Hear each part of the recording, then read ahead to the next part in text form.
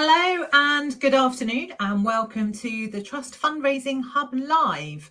My name is Beth Upton and I am the host of the Trust Fundraising Hub across Twitter, Facebook and LinkedIn. I also run a fundraising consultancy, Money Tree Fundraising. I am here live every month, the third Thursday at 12:15, answering any and all questions that you have about Trust Fundraising. You're welcome to come and ask them live, or you can submit them in advance and I will do my best to answer them once we go live. I am trying to cover off Twitter, Facebook and LinkedIn on my other screen. So apologies if you're asking questions and they don't come through straight away. I found last month when I first did this that there was a bit of a lag, but I will keep looking. And just refresh that. And unless anyone's got any quick live questions now, what I'm going to do is I'm going to go straight into some pre-sent questions. So the first question we've been sent is around calculating full cost recovery, admin, overheads. What goes into that when you're putting a percentage into your trust fundraising application? And I guess I want to go a step back and make sure everyone knows what I'm talking about. When you do a project-based trust fundraising application, it is standard and in fact good practice to include a percentage on top of the direct project costs that will contribute towards the core costs of the organisation. Because let's be honest, if the core organisation didn't exist, that project wouldn't happen. So it is absolutely fair that each of those projects contributes towards those core running costs. Now, so a normal core running cost would be centralised building costs, so heat, water, rent, that kind of stuff, and building maintenance fund. And centralised staffing costs. So think your finance team, perhaps your chief executive, any receptionist you might have, and your fundraising team. So it is very normal to include all of that, including income generation, within your core or central costs, and then have projects around that, and all of the project staff would count in the project, and all of the direct project costs, any lease of property, any direct costs for the project go in the project. But like I say, a percentage goes into the core. So it's absolutely normal to include the cost of raising money as that contribution in full cost recovery terms, because if no one paid your salary, you wouldn't be writing that trust application, which means that not only would that project not exist, but the whole organisation wouldn't exist if no one was raising money for it.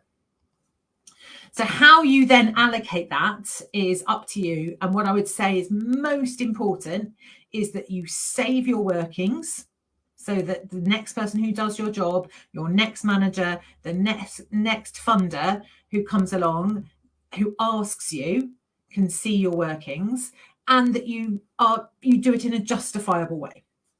So if you're all project-based, if your entire organisation is project-based and you're doing most of your funding for projects, then I think it's fair to take most, if not all, of those central costs and literally divide them by the project. So if you have 6 projects of equal weighting, you take your entire core centralised costs and you divide them by 6 and you allocate them across. And that way, if you're funded for all 6, then everything is funded and you're fine. Obviously, it gets more complicated if you have unrestricted income streams, which obviously in an ideal world we would all have, and it doesn't happen so easily for some of us. But if you've got a regular giving stream and that's unrestricted funding, then that can go towards that core and can take the pressure off those trust fundraising restricted application types of fundraising. But that doesn't mean you don't allocate it. It means that if you're not 100% successful, then it takes the pressure off you. So I would still say allocate it if you're still project based in terms of your service delivery, even if you know that you're getting contributions from elsewhere. What that means is then if you get, I don't know, if you get the Holy Grail and you get some unrestricted trust fundraising, it means you can use that. You could put that into your reserves, which you've spent over the last 2 years. You could put that into a development fund to develop the next project, to move out beyond the kind of day-to-day here and now and develop into something bigger. It gives the powers that be at your organisation some choices around that unrestricted money. My next question that comes up a lot is about, sorry, I'm just checking my socials channels to make sure that no one's asking questions, and so far no one is, so that's fine. The next question that comes up about budgeting, and is coming up increasingly at the moment, is inflation. Don't wish to teach Granny how to suck eggs, and I'm certainly not an economist or a finance expert. So inflation now is the measure of things that have already gone up in price. So if inflation now is at 4%, that means that since they last measured it, things have gone up 4%.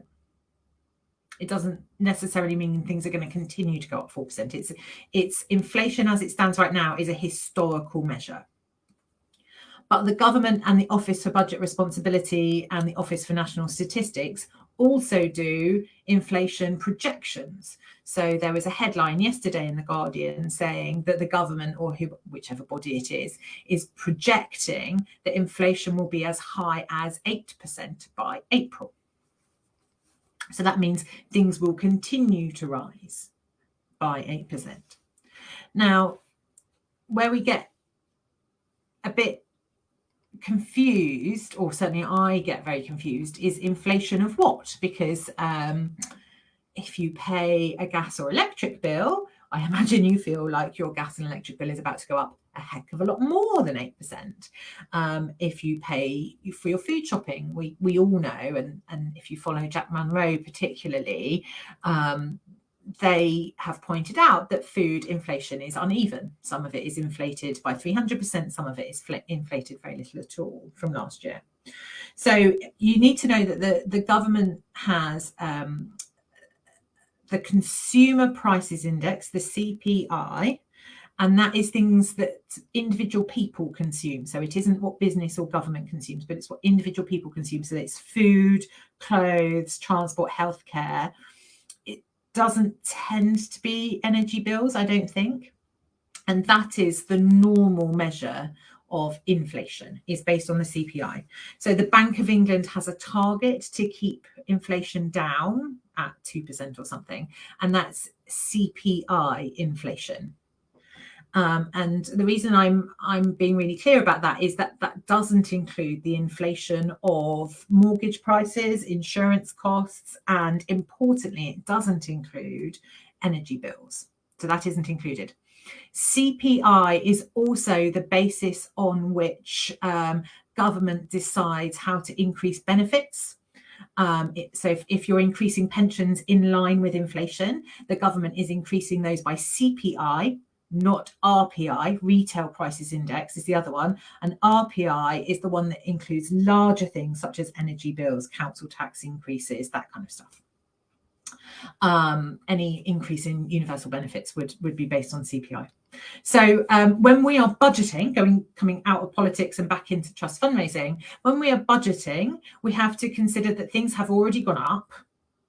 And so there is a price now, and that is what inflation already is, but that they are projecting that prices will continue to rise. So if you're putting together a 3-year budget, you should always, and this predates this current inflationary boom, be increasing prices for next year and the year after and the year after that. It is absolutely unrealistic to expect the cost of things to remain the same. But you should probably be increasing that percentage increase right now to potentially 8 to 10%. So you should be expecting that over the course of the next year, depending on what it is you're budgeting for, things might go up 8%, they might go up 10%.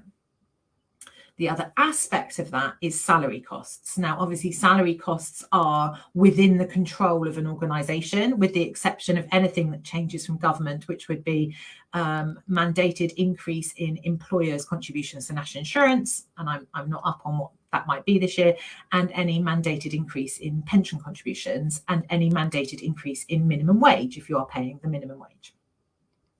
So assuming that those are all covered and they all stay the same, an organisation can obviously choose to not offer a pay rise to its staff, and therefore you wouldn't put a pay rise in your budget.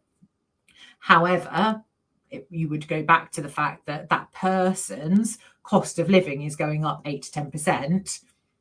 So you're essentially giving them a pay cut if you don't offer them a pay rise. And so you would add those in.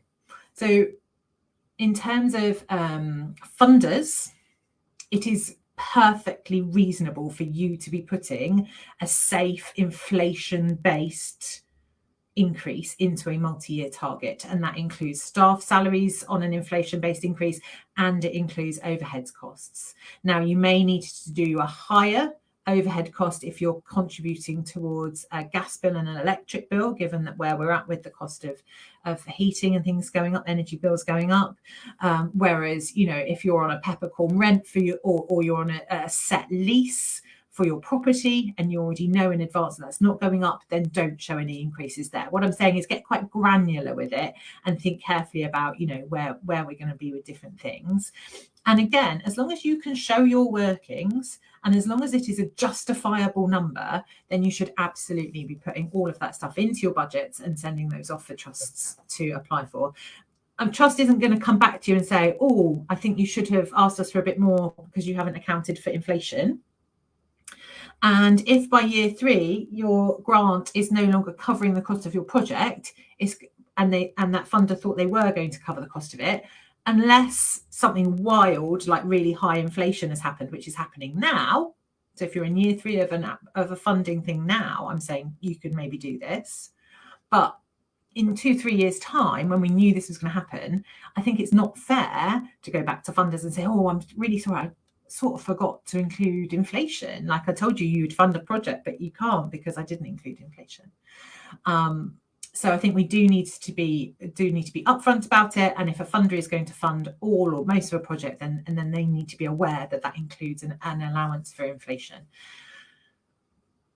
Which brings me on to my next point, which is right now, inflation is much higher than we would have predicted it would be. So if you are in a funding relationship with someone and you are struggling to make your project affordable within what you've got, I think it is perfectly reasonable to go back to your funders and say, it's going to cost us 3% more, 4% more. These bits are costing way more than we anticipated. Are you able to step in and help more, please? You know, it's not quite a COVID emergency, but it's one of those quick conversations you have. It's quite an urgent need for more money now because the gas bills are going up now, the food bills are going up now, the cost of living is going up now. It's not going to go up in a year's time when you've written some more applications. So that's quite a lot of information about finances. So there's lots of stuff on the internet about it. And like I say, I'm not an economist and I don't know numbers off the top of my head. So, you know, I'm not a finance expert, but just some general rules, that's what I would say. I'm just sort of checking through for questions. There aren't any. Take a moment because there's a lag in me asking that before people leap in. I've got more pre-written questions if no one has anything. Right. So the next question we've had is around what sort of readiness needs to be in place before you start a trust fundraising program. What kind of preparation is sensible to do? And generally, a trust fund would prefer an organisation with a bit of a track record. So if you're a very new organisation, you're going to find that your pool of potential trust supporters is smaller. Generally, they want to see some money in the bank, a couple of years bank statements, a couple of years track record of safely stewarding money before they give grants out. They're a cautious funder. There are exceptions, there's lottery money out there, awards for all that sort of thing. And if you've been an unincorporated body and you become a charity, you can count that previous track record. It isn't sort of the registered charity entity, although that's more straightforward. If you've been an unincorporated body or you've been a CIC, for example, and you've moved over to charity status, or you've increased and you have to have a charity status, then it's absolutely fine to use that sort of unofficial track record. It all counts. But if you're a brand new organisation, it is trickier. So that's the first thing, is sort of track record is what they're looking for. It's really important you've kind of got the boring stuff in place. So you've got to have your memorandum of association or your trust deed or memorandums and articles of association or whatever it is you have. You've got to have clearly written down what it is you've set up the charity to do and what it's going to achieve. That's absolutely important. back in my day, which makes me sound really old, but I used to have to print them off, and those huge documents, and send them to funders with applications if they were a new funder to us. People want to see that that's there, and that you're set up doing what you're meant to do. Obviously, if you are due to have your accounts on the Charity Commission website, then make sure they're there on time. If you need them audited, make sure you're audited. It's all that sort of stuff. Some red marks on Charity Commission website is an easy no for a trust, and never forget that they are hugely oversubscribed. For every single application that they get, they can only fund a small percentage in a lot of cases, and so they are looking for easy ways to cull that crowd and bring it down to a sensible decision-making number. So reds and warnings on the Charity Commission website is an easy no for them. So trying to make sure you never have that. And impact and measurement, that's really important. So you've got your track record. How do you know that you are doing what you set out to do? How are you measuring the impact you're having? And never forget that we've got activities, which is the stuff we do, the outputs, which is what comes out of the activities, the outcomes, which is the result of those outputs, and then we've got longer term impact as well. And there are different things, and none of them should be the same answer. So if you're kind of thinking through, what is my project? What are the activities I do? What happens as a result of those activities? What's the outcome from what happens as a result of those activities? And what's the longer term impact? And thinking through all of those, you should be measuring all of those separately. Are you doing the activities? That's easy. Yes, we turned up. Yes, 5 people turned up. They did their thing. It happened. And then did the output happen as a result?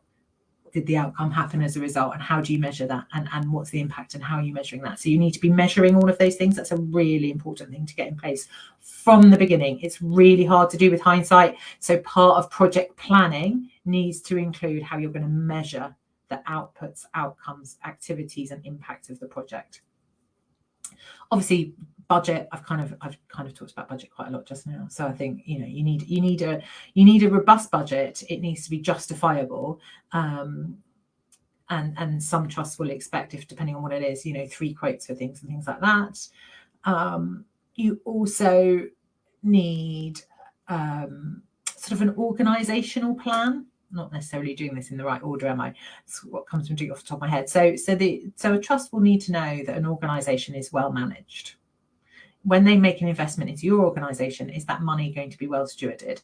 And that comes from knowing who the leadership is. So it's good practice to have a biog of your chief exec, and how you know that they're a great person. Maybe a couple of referees of people who've worked alongside you and can say, yeah, this is a good organisation, it's well run, that kind of thing. Having an overarching, whether you call it a business plan or a strategy or whatever, but an overarching, this is what we're going to do over the next few years, and how are we going to fund that, and having a plan for funding. No trust fundraiser wants to think that you're basically going, money, we need some, and going out scattergun. They want to know that you've got a plan, and if they say yes and they give you some of the money, that you've got a plan for how to raise the rest of it, right? That's what they want to know.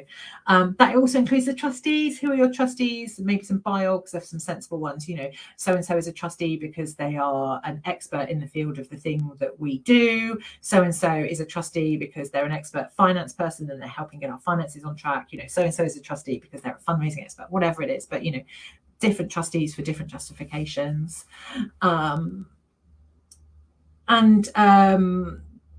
Joint working is the other one. Everyone thinks it's easy to do, and no one in charities thinks it's easy to do. And I'm not trying to say it's easy, but whether you do joint working or not, I would say preparing an answer as to either who you jointly work with, how you do the collaboration and how that works is good. Or if you don't, knowing why you don't. Those are the two parts to that. So if you don't do joint working, is it because there's no one else doing it and you're genuinely unique? And how can you, you can't evidence a negative, but how can you kind of show that you've tried to find other organizations? Or, what are the reasons you're not doing that jointly? Because everyone wants to think that we can all do everything jointly, right? Everyone who doesn't know enough about our sector thinks there should be at least only 1/3 of the charities that currently exist, and the rest of them are all waste. So, being able to kind of get over those objections is helpful. And even if it's not partnership working, if it's relevant to your field, how does what you do fit in any sort of larger framework? So if there's a county-wide framework or a nationwide framework or an international framework for the sort of work you do, how does what you do fit into that? So say you do something about reducing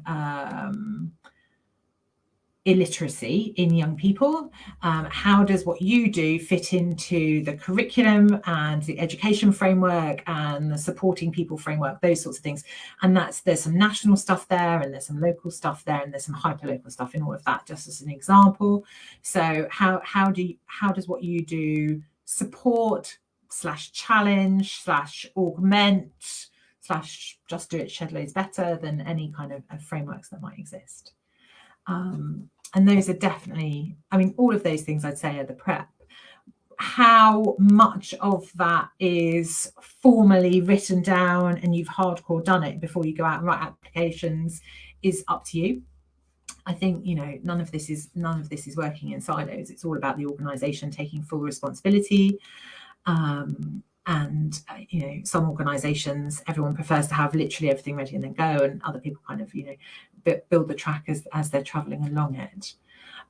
There is a kind of secondary question there, which is around your case for support, and making sure that you've got all of your information ready for each of your projects.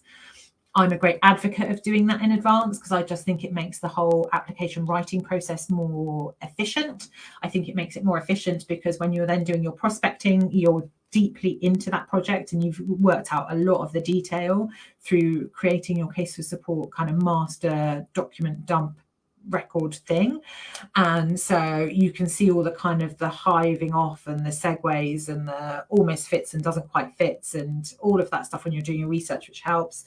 And then you can just then crack on and just plow through application after application. So although it feels like you're delaying it, actually, I personally, for me and for my team, it works much better to kind of do the case for support, get really into the skin of it, work out exactly what it is and what it isn't that's going to happen, and then do the research and then do lots of applications in one go. I'm just going to take a breath at the end of that. I hope that's been helpful, and see if anyone's got any questions. I'm still not seeing any questions. Let me just check that. You have a new visitor. No, that's not a question. That's fine. No questions on Facebook, which is fine. And nothing on Twitter that I can see. Okay. Those were all of the questions I have been sent this month. So I'm going to give everyone a moment, but if you haven't got any other questions, I'm going to leave you guys to it and go and get on with my day. I will be live again next month, third Thursday at 12:15 p.m. and that is on the 17th of March, so St. Patrick's Day. So I'll try and remember and dig out something suitable to wear. I can't guarantee that. I'll try and wear something green.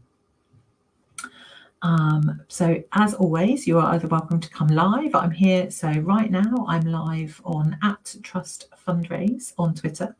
I'm live on the Money Tree fundraising page on LinkedIn, and that's because LinkedIn won't let me go live on the Trust Fundraising Hub on LinkedIn yet. And I'm also live on Facebook on the Trust Fundraising Hub. So you are welcome to come and join us live on any of those channels. If you can't join us live, these videos are hosted on the Money Tree Fundraising YouTube channel, and we then post links to them across LinkedIn, Facebook and Twitter afterwards so that you can have a look back. You're welcome to ask questions on any of those channels, on Twitter and on Facebook and on LinkedIn in advance of the live session, and we'll see them and we'll include them. And that's what I've just done now. And hopefully whoever it was asked those questions, and I'm really sorry I haven't got the names of the people who asked the questions. I hope they've been the right answers and that they've been helpful for you. And yeah, I'll see you all next month. Bye for now.